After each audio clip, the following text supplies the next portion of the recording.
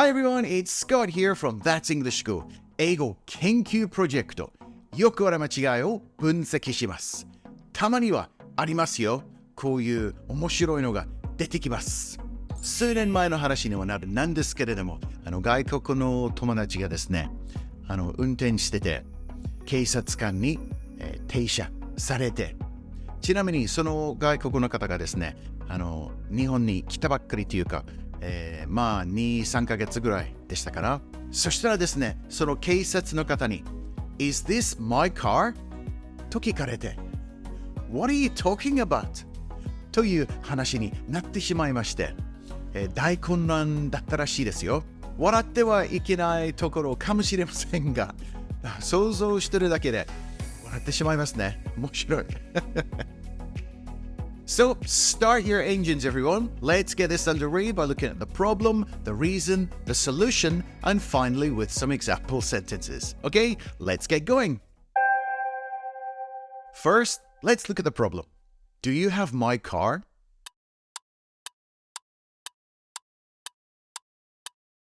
Do you have my car?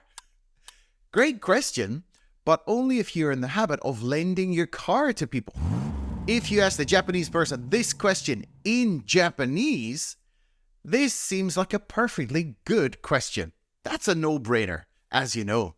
But the problem starts when you ask this question to a native English speaker. They will take it literally.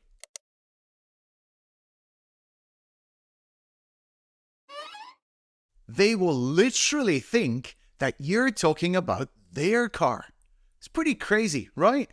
If you want to get your point across as smoothly and easily as possible, we've got to be very careful when we're using this kind of language in English.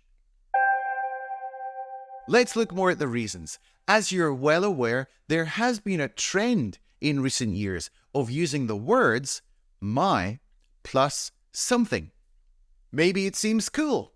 I'm not sure.But because you're using one of the possessive determiners, my, our, your, his, her, its, and their, it starts to cause communication problems.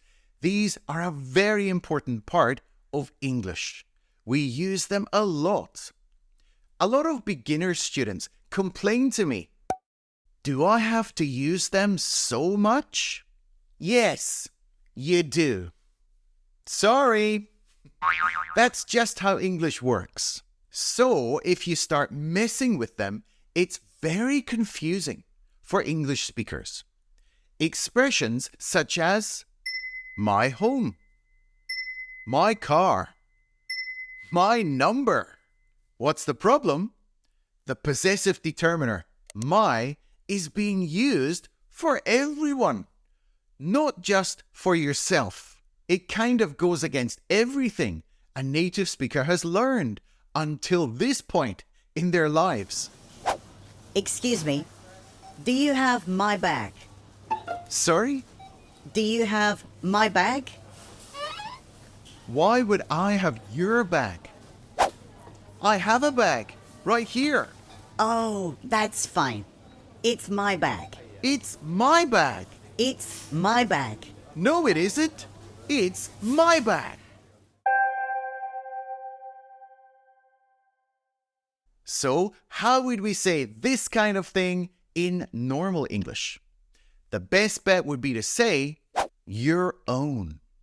The key point here is own. Your own. Do you have your own car? Do you have your own home? Do you have your own business?Of course, we can change this depending on who you're talking about. Does he have his own car? Do they have their own home?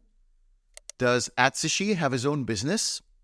For big things which cost a lot of money, we often use own as a verb, and sometimes as a noun, as in owner. For a car, do you own your own car? Do you own a car? Are you a car owner?For a home, do you own your own home? Do you own a home? Are you a homeowner?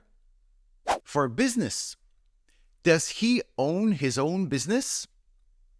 Does he own a business? Is he a business owner? For smaller, unimportant items, we normally don't use own. In that case, have would be enough. Do you have your own bag? Or more simple, do you have a bag? Did you get all that? So to recap, instead of saying, do you have my car? Say, do you have your own car? Do you own a car? Do you have a car? Are you a car owner? Awesome! There. That's better. Let's give your English an extra boost with 5 example sentences. You ready? The first one is this. In some supermarkets, they really encourage you to bring your bag for life. A bag for life is a strong shopping bag that can be used over and over again. Another name is an eco bag, not pronounced eco bag like in Japan, an eco bag. If I didn't have my own car, I'd be at a loss as to how to get around. If you're at a loss, it means you don't know what to do. You're completely confused as to what you should do next. Are you a homeowner? Yeah, but the thing is, owning a home in Japan is more of a liability than an asset. So, owning a home in another country is usually classified as being an asset, meaning that the value of the home goes up year by year by year. However, in the Japanese case, as everybody knows, the value of your home basically, in most cases, goes down and down and down as the house gets older. A liability is something which loses you money. An asset is something which normally grows in value or produces some kind of income. People have been kind of sluggish when it comes to making their personal ID number card. To be sluggish means slow and kind of unwilling to do something. The government has even started to offer financial incentives to make people take action. Do you carry around your own personal set of chopsticks with you? This was a trend, I guess, a few years ago. It doesn't really get talked about so much these days. The trend kind of died down. But I always have my set of chopsticks right here when I have my lunch. These were actually a souvenir from one of the students who went to Taiwan a few years ago. If you want to improve your English even more, then watch this video right here. It's about how to use the super useful idiom, get to. Okay? I'll see you over there. Come on, let's go.